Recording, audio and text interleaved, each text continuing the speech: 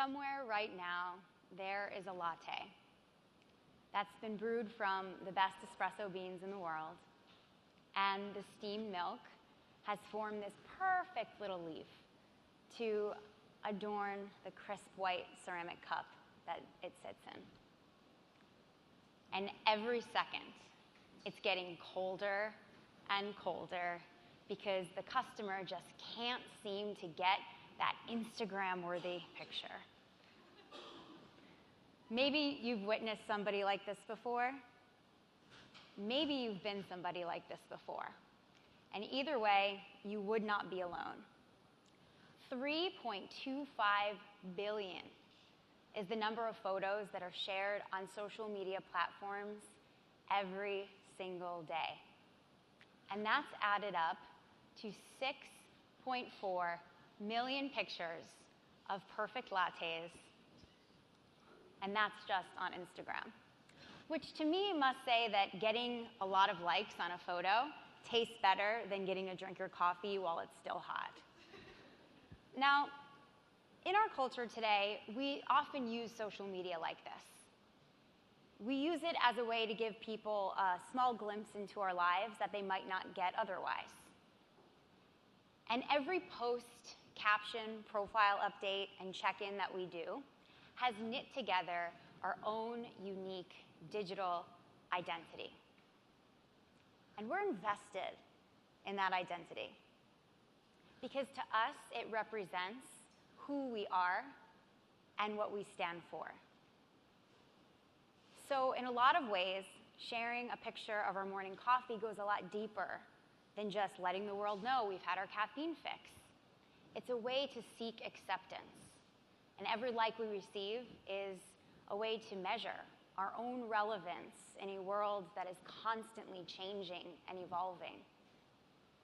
We want to know that we haven't been left behind. It's been my job for the past 2 years to train our 400 educators, our matrix hairdressers, on how to build a strong digital identity and to use the best social media practices to help grow their business. Because today, to thrive in social media is not just a perk. If you want to be successful as a hairdresser, as an educator, it is a requirement. And through my research, through building these trainings, I've found the answer to the question that everybody is asking. How do I get more likes? If you're wondering, just to get the visibility, it's a delicate dance of algorithms, of embedding 30 hashtags into the comment section of your post, of finding out when your audience is most active online and posting during those times. Of course, there's a trick with geotags. So for example, if you worked at a low-traffic hair salon, we might suggest to get better visibility to tag yourself at a highly trafficked cafe down the street. So instead of saying that you're at Sally's Salon, you're posting a picture of gorgeous hair and saying that you're at Starbucks. The hashtag #GirlBoss gets a lot of engagement. So we suggest that you use that even if you're still a hashtag assistant. Now these are just tricks for visibility. The real work is in the content. That's really what's going to decide whether or not they click like and whether or not they choose to follow you. And on accounts like Instagram that are a little bit more precious, photos that are well lit, high resolution, low saturation, and above all, aspirational are what are going to receive the most engagement.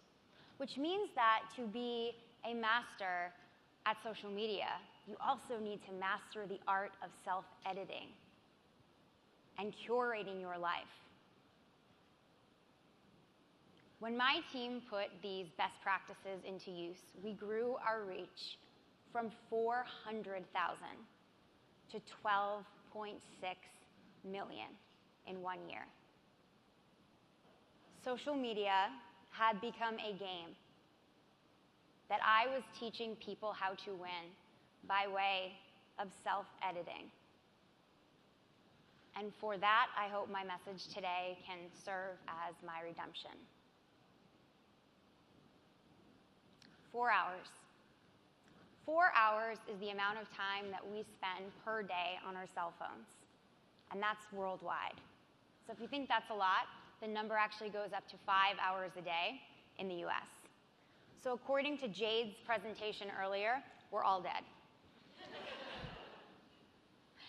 At 4 hours a day, if we live to be 100 years old, we will have spent 16 years of our life on a cell phone. And that's not calculating the time that we would need to sleep. That's just 16 straight years. 16 years. When we think about it like this, the digital touch points that we have with our friends and acquaintances, very likely that we'll have more of those than we will our in-person, face-to-face connections. And that gives a lot more weight to this one-sided, one-dimensional, curated version of ourselves that we're putting out into the world.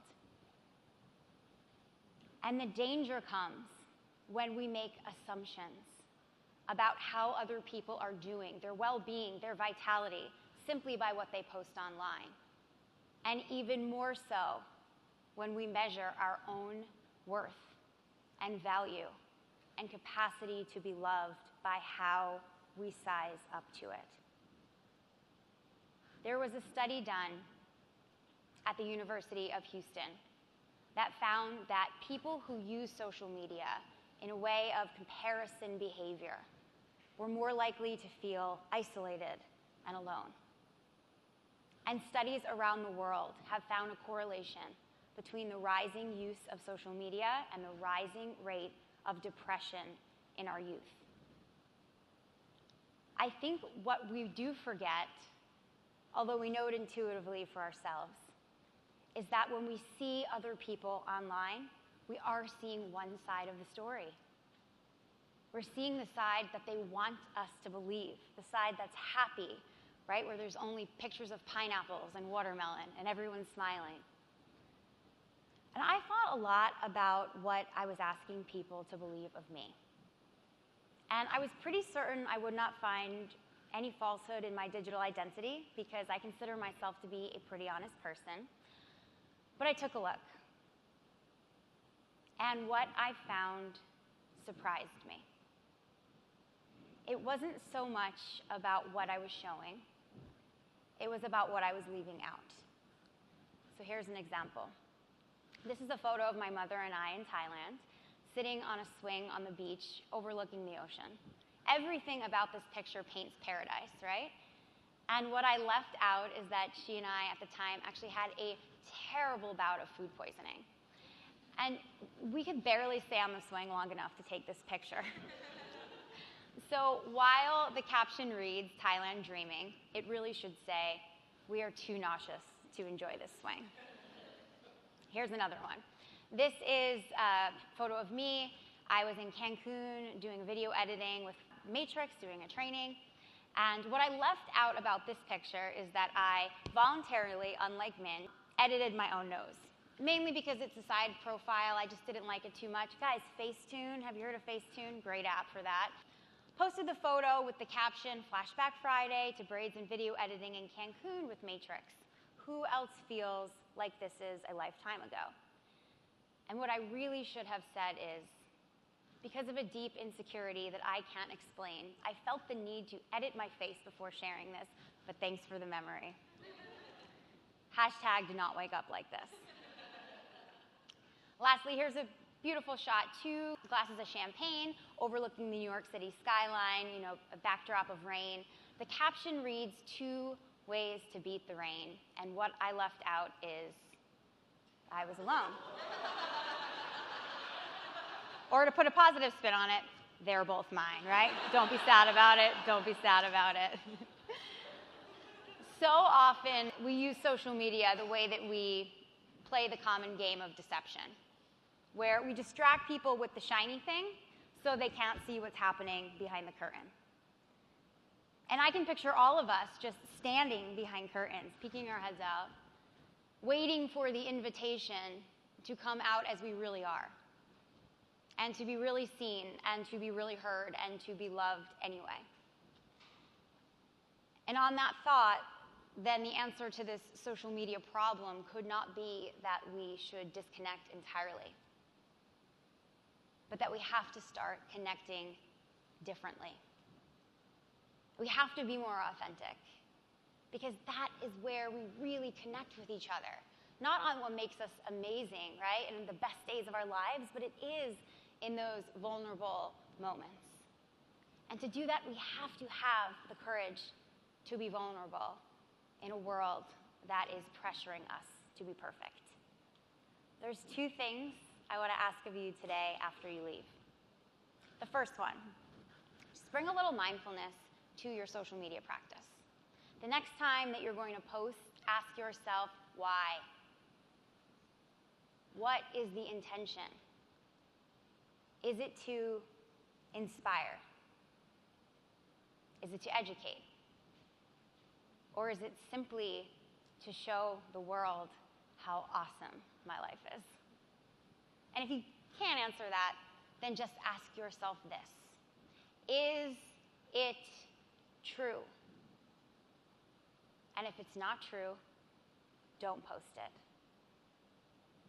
And lastly, if later today, tomorrow, or some distant morning, you are handed a perfect latte, put your phone away and just drink it. Thank you.